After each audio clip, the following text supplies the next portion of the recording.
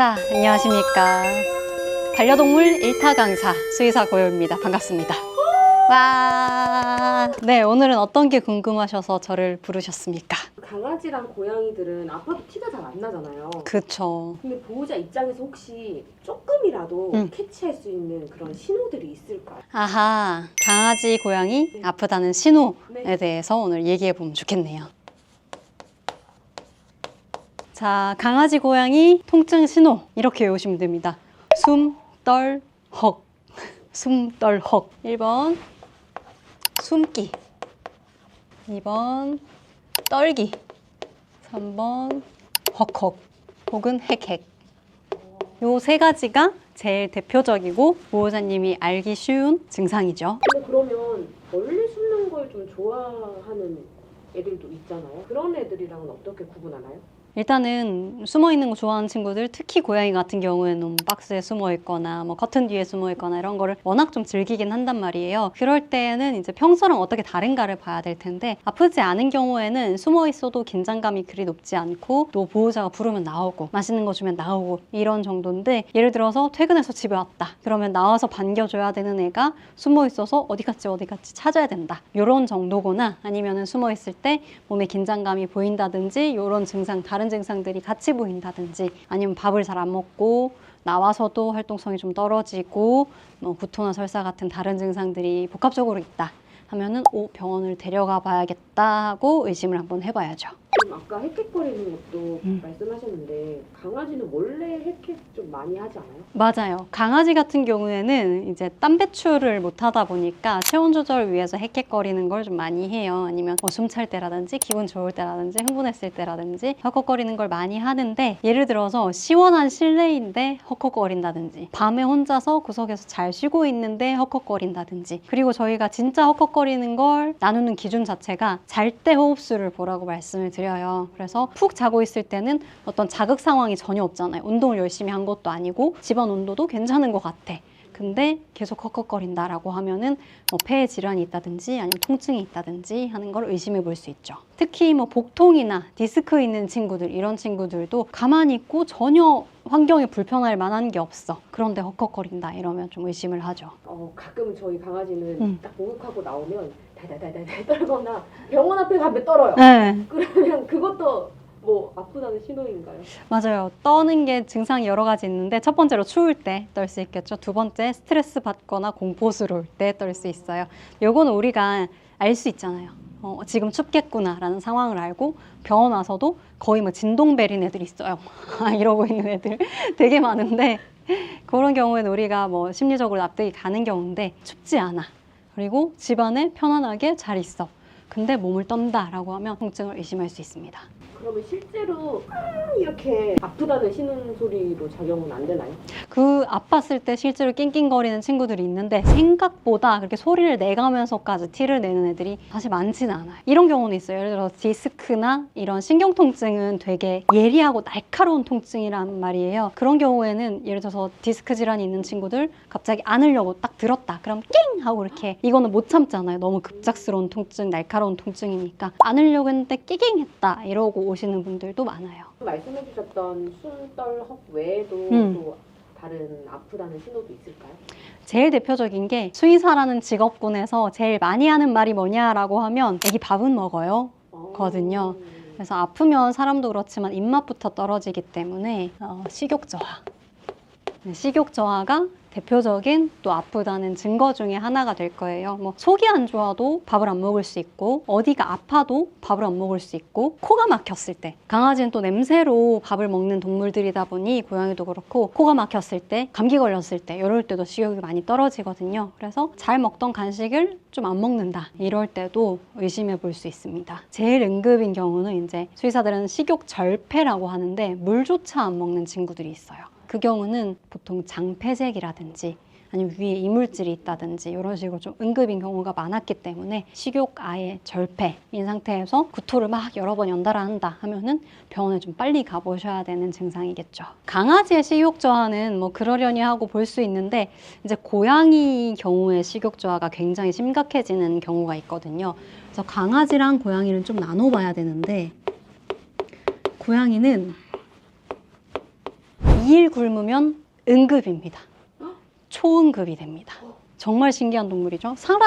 저는 일주일까지 굶는 사람도 봤거든요. 이제 친구가 종교적인 이유로 일주일을 금식을 하는 거 봤는데, 건강한 사람 일주일 금식해도 아무 상관없어요. 단식 투쟁 하시는 분들도 있잖아요. 근데 신기하게 고양이는 3일째 되면, 굶은 지 3일째 되면 지방간이 확 오면서 황달이 확 와서 중내산에 하게 됩니다. 그래서 조금 더 예민하게 보시고 만 48시간을 굶었다 이러면은 병원에 가셔서 뭐 무슨 조치를 취해서든지 밥을 먹여야 되는데, 집에서 또 강제급여 하시는 게 위험한 이유는 리피딩 신드롬이라고 해서 재급여 신드롬, 굶다가 갑자기 또 뭘 먹으면은 확 안 좋아지는 친구들이 있어요.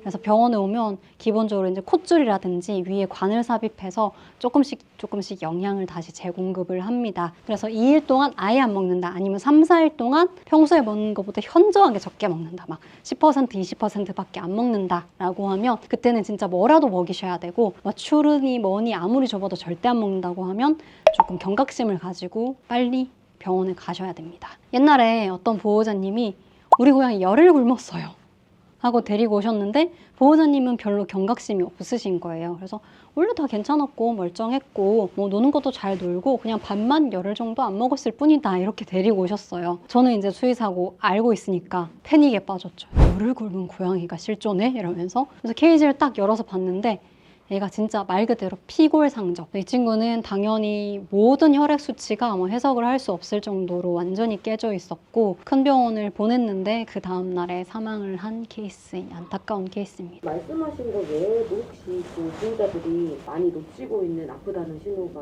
더 있나요? 대표적으로 나이든 강아지 고양이에서 관절 통증이 생각보다 흔한데 그걸 많이 놓치시는 이유가 있어요. 왜냐하면 보호자님들은 그냥 언뜻 생각하기에 다리가 아프면 잘 못 걷고 쩔뚝쩔뚝 할 거라고 생각을 하시는데, 이제 갑자기 다쳐서 갑자기 아프면 쩔뚝쩔뚝 할 수도 있어요. 근데 만성 통증은 굉장히 잘 숨긴단 말이에요. 예를 들어서 제가 한 몇 년 전에 계단에서 굴러가지고 그 이후로 무릎이 계속 안 좋은데, 그렇다고 막 계단에서 굴은 직후만큼 아프진 않아요. 이제 만성이 돼버렸어. 근데 제가 걸어 다닐 때 이렇게 막 이렇게 다니진 않을 거 아니에요. 남들이 봤을 때도 저 사람 멀쩡하다, 티가 전혀 안 나는데, 대신에 많이 걷기 좀 싫고 무리해서 걷지 않으려고 하고, 너무 멀다? 그러면 웬만하면 택시 타고 더 쉬려고 하고 이러겠죠. 그래서 만성 통증은 봤을 때 티가 안 나요. 그렇기 때문에 우리 강아지 고양이가 10살 넘었다 이러면 증상이 아무것도 없더라도 건강검진할 때 관절을 좀 확인하는 걸 추천을 드리고요. 이 친구 산책을 시키는데 좀 산책 좀 가다가 안 걸으려고 한다든지 아니면 안아달라고 하는 친구들이 있어요.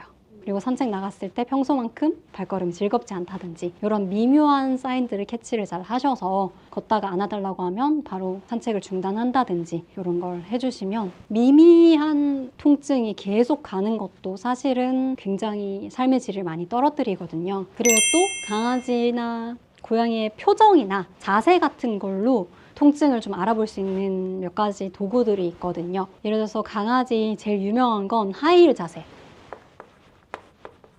이 자세는 배가 아플 때 특히 많이 나온 자세고, 하이힐 자세 어떻게 하냐면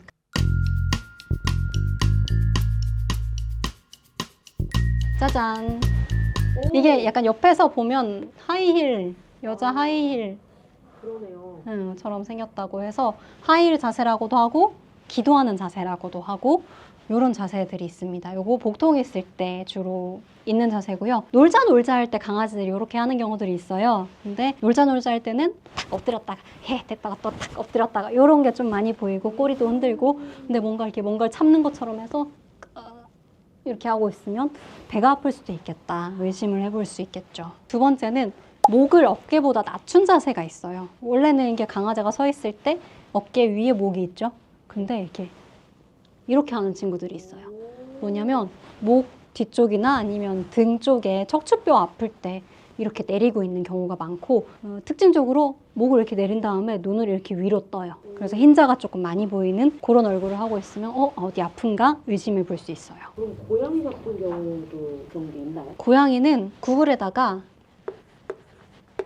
이렇게 검색을 해보시면 그림이 딱 나와요. 뭐냐면 몸의 자세, 그 다음에 귀의 모양, 눈의 모양, 수염의 모양, 입 모양, 요거를 점수를 매길 수 있게 해놨어요. 귀가 이렇게 있으면 0점, 이렇게 있으면 1점 이런 식으로 눈도 작아지면 작아질수록 점수가 높아지고 이런 걸 해서 계산을 하면 우리 고양이가 통증이 얼마나 심해요 라는 거를 할 수 있는 평가표가 있어요. 그래서 예를 들어서 아픈 고양이들은 입이 평소에는 이렇게 생겼는데 입을 점점 이렇게 다물어서 이렇게 주둥이가 납작해져요. 그런 것들을 보면서 평가할 수 있는 표가 있으니까 이걸 어디 많이 소개시켜 드리냐면 고양이들 중에 이렇게 종양 있는 친구들이 있어요. 그러면 통증이 심할 수 있잖아요. 근데 오늘 진통제를 줘야 되나 안 줘야 되나 하는 친구들한테 보호자님들한테 이거를 꼭 표를 드려요. 이 그림을 보시고 하루하루 체크를 하시면서 오늘은 통증 척도가 몇 점이네. 그러면 몇 점을 넘으면은 저희한테 말씀해 주세요 라든지 진통제를 먹이세요 이런 식으로 안내를 해드리기도 하죠. 저희 유명한 짤 중에서 고양이 이렇게 이때 힘줄을 쓰는 그 윗짤 있잖아요. 되게 귀엽게 생긴 납작 고양이. 뭔지 알 것 같아. 네. 그 고양이 짤은 사실 그럼 그 고양이는 아팠던 거예요? 맞아요. 고양이가 근데 자연적으로 그 표정을 지을 수 있는지 모르겠지만 그게 실제로 찍은 사진이라고 하면 사실은 통증이 있지 않았을까. 사실 귀엽다고 웃으면서 볼 수는 수의사 입장에서는 없죠. 근데 제가 보기에는 귀엽게 보이려고 이렇게 약간 보정이나 합성을 한 것처럼 보이긴 하더라고요.